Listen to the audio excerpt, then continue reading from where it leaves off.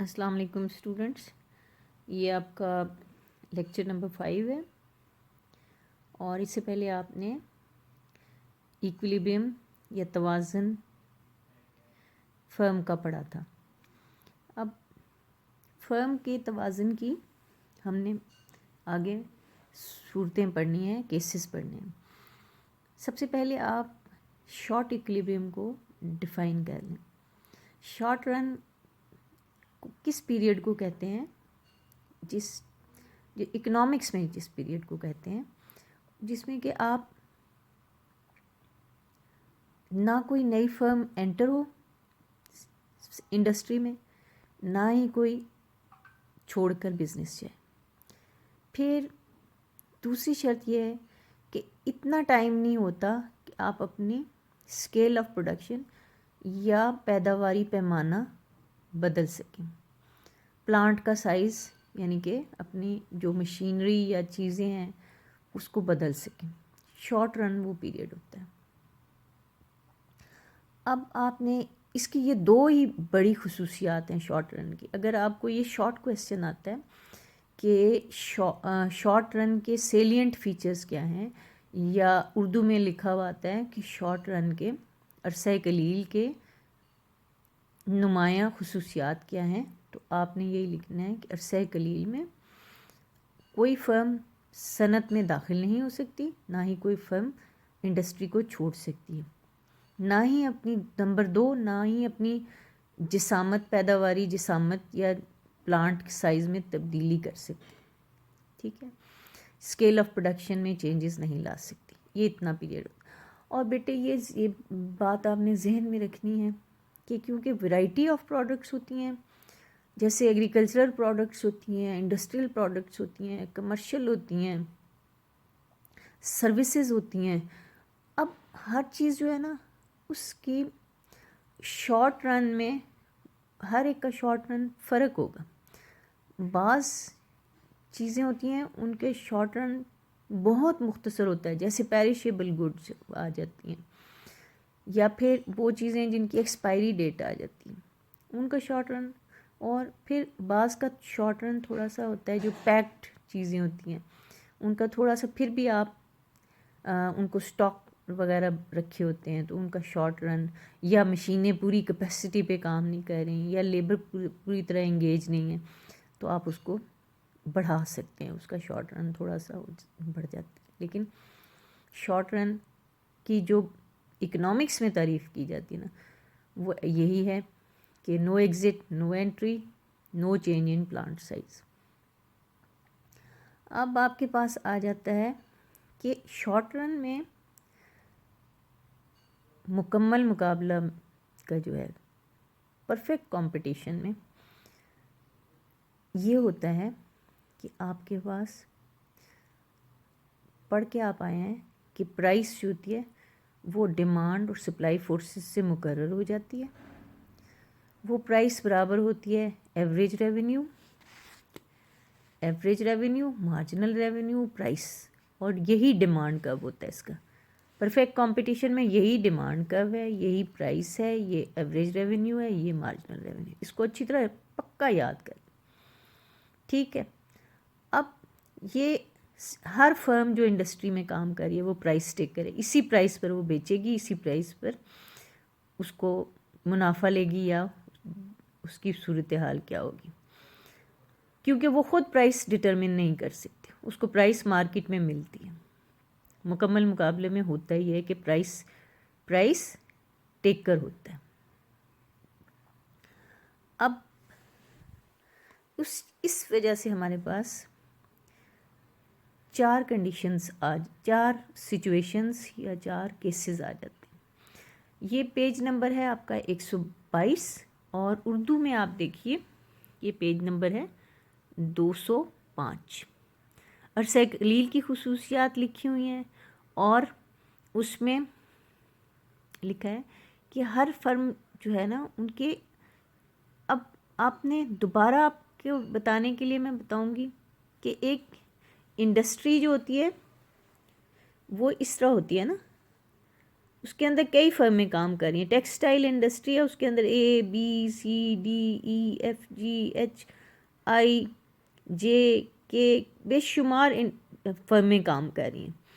अब हो सकता है जे फर्म का जो एंटरप्रेन्योर है वो बहुत तेज़ तर्रार, मुस्तैद, एफिशिएंट है, उसके सोशल कॉन्टेक्ट्स भी बहुत अच्छे हैं और वो ज़हीन भी है, मेहनती भी है, तो वो हो सकता है के से ज़्यादा मुनाफा कमा रहा हो। ये जे वाला जो है, के जो है वो नॉर्मल प्रॉफिट कमा रहा हो, ये सुपर नॉर्मल कमा रहा हो।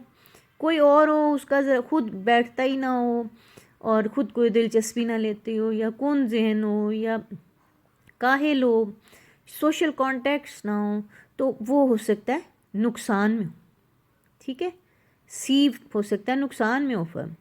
और कोई फर्म ऐसी हो सकती है जो कि बिल्कुल बंद होने पे आई हुई हो, शट डाउन पॉइंट पे। डी फर्ज करें, वो बिल्कुल ही शट डाउन पे आ गया, उसने कुछ इस किस्म की एंटरप्रेन्योर है कि वो मार्केट में उसकी कोई गुडविल नहीं है, हो सकता है उसको बिल्कुल ही ऑर्डर मिलने बंद हो गए हैं, तो वो बिल्कुल शट डाउन यानी कि कारोबार बंद करने के करीब आ, यानी कि आपके पास 4 केसेस आ जाते हैं। 1, एबनॉर्मल प्रॉफिट, ये बहुत तेज़ तर्रार एंटरप्रेन्योर है, इसको प्राइस फर्ज कीजिए सबके को मार्केट में प्राइस आती है 10 रुपये, सब ने बेचनी है 10 रुपये की चीज़। ठीक है, जे ने भी, के ने भी, सी ने भी और डी ने भी। लेकिन जे जो है वो अपनी कॉस्ट को अपनी होशियारी से कम रखता है, उसको अच्छा मैनेज करता है, ऑप्टिमम यूज़ करता है अपनी ज़राए पैदावार की। के जो है वो बस स्मार्टली काम कर रहा है, लेकिन ऑप्टिमम एबनॉर्मल नहीं है, ये नॉर्मल प्रॉफिट ले रहा है, ये थोड़े से लॉस में जा रहा है और ये शट डाउन पे आया हुआ है। तो हम अब ये चारों केसेस एक एक करके पढ़ लेते हैं। ठीक है, होप अभी तक आपको समझ आया होगा। ये वही डायग्राम होगी, ठीक है, और लेकिन उस पर आपने 4 केसेस बनाने। ठीक है, अब हम पहले वाला केस देखते हैं। ये इंग्लिश मीडियम वाले जो है ना वो देखें ज़रा अपने। ये मैंने देखें शॉर्ट रन का यहाँ पर छोटा सा वही लिखा है, नो एग्जिट नो एंट्री। ये 2 इसके पॉइंट्स हैं। अगर आपको ये कभी सवाल भी आ जाता है तो आपने इसको जुमलों की शक्ल में लिख देना है कि वो ना ही। फिर मैंने यहाँ पर लिखा है कि प्राइस टेकर है वो, यानी कि प्राइस उसे मिलती है बाज़ार से, वो ख़ुद प्राइस को डिटरमिन नहीं कर सकता, प्राइस की तयन नहीं कर सकता। ये फर्म नंबर 1 है, जो कि मैंने वहाँ बताया कि जे है या इस नंबर 1 फर्म है। इसका बहुत एफिशिएंट एंटरप्रेन्योर है, खुश अखलाक है, मुस्तैद है, होशियार है और उसके कॉन्टैक्ट्स भी बहुत अच्छे हैं। ठीक है, अब ये आप आम जिंदगी में देखते हैं कि वही बिज़नेस होता है, कोई बहुत कामयाबी से चला रहा होता है और कोई तकरीबन बस खर्चे वगैरह और थोड़ा सा प्रॉफिट कमा रहा होता है, और बाज़ लॉस में जा रहे होते हैं, एक ही चीज़ बना रहे होते हैं। तो वो सारी सूरत हाल जो है ना मुख्तलिफ आपके केसेस में हम डिस्कस करेंगे। अब ये देखिए, आप हमारे पास जो आता है ना पी, पहले वाली शक्ल आपकी आएगी PMR is equal to AR, marginal revenue is equal to average revenue. ठीक है, फिर AC कर्व जो है वो आपके पास उसकी शक्ल आपको पता है ऐसी है। AC कर्व को आपने क्या करना है कि मार्जिनल रेवेन्यू, ये वाला जो मार्जिनल रेवेन्यू और एवरेज रेवेन्यू का कर्व है इससे नीचे रखना है, इससे नीचे आपने इसे गुजारना है। ये शेप्स आपने इसी तरह याद करनी है। आपने इसे नीचे से गुजारा और एवरेज रेवेन्यू का कर्व उससे भी नीचे रहेगा। ठीक है, यहाँ पर इसका डिस्टेंस एवरेज कॉस्ट से थोड़ा ज़्यादा होगा, जूँ जूँ इस तरफ जाएगा तो ये एवरेज वेरिएबल इसके करीब आता जाएगा। इस चीज़ को आपने जहन में रखना है बनाते हुए। ऐसे पहले ये कर्व बनाया और फिर इसको यहाँ से थोड़ा सा ब्रॉड या खुला रखा, फिर आहिस्ता आहिस्ता आहिस्ता आहिस्ता ये थोड़ा इसके करीब जाता जाएगा और फिर इसके पीछे पीछे AR और MR को क्रॉस करता हुआ या इंटरसेक्ट करता हुआ निकल जाएगा, कता करता हुआ। अब आपके पास अगर आप मालूम करना चाहें, ये देखिए, ये मैंने MC लिखा है मार्जिनल कॉस्ट, ताकि आपको याद रहे। Average cost, average AC average cost, AVC average variable cost, वो जो रॉ मटेरियल और मज़दूर लगाते हैं वो सारे वेरिएबल कॉस्ट होते हैं। Marginal revenue, AR average revenue. अब इस पॉइंट पर इस डायग्राम में अगर हम कैलकुलेशन करना चाहें तो हमारे पास आ जाता है कि हमारी वसूलियाँ कितनी हैं और हमारा ख़र्चा कितना है।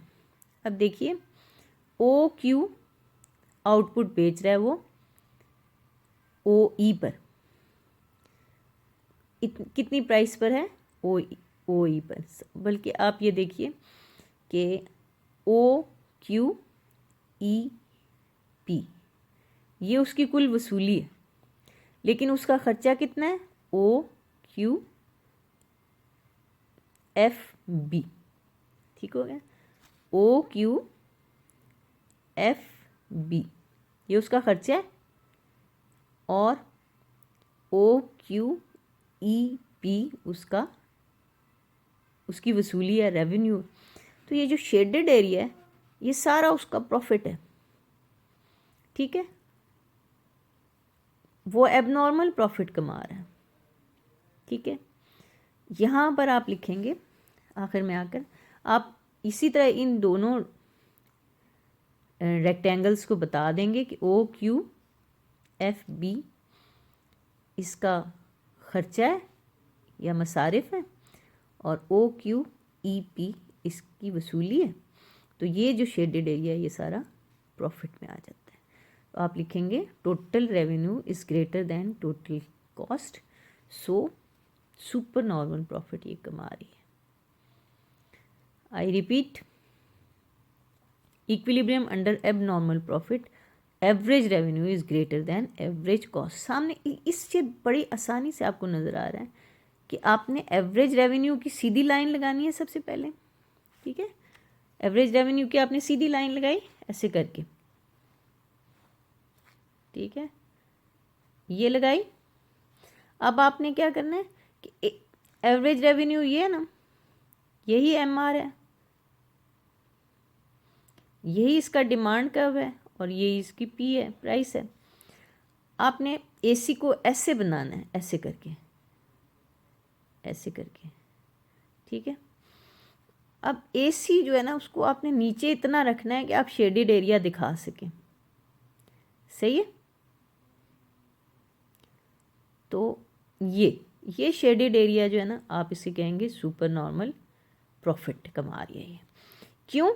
क्योंकि इसका एंटरप्रेन्योर एफिशिएंट है और मुस्तैद है, मेहनती है, होशियार है, सोशल कॉन्टैक्ट्स उसके अच्छे हैं, और वो काम मेहनत से कर रहा है। इसी तरह ये जो बच्चे हैं उर्दू वाले, उनके पास भी अब नॉर्मल गैर मामूली मुनाफा इसको लिखा गया। ठीक है, तो गैर मामूली मुनाफे की भी बिल्कुल ऐसे ही डायग्राम उन्होंने बनाई हुई है कि आप देख रहे हैं कि एवरेज वेरिएबल कॉस्ट है, और AC है, MR है इज़ इक्वल टू AR है। तो मुनाफा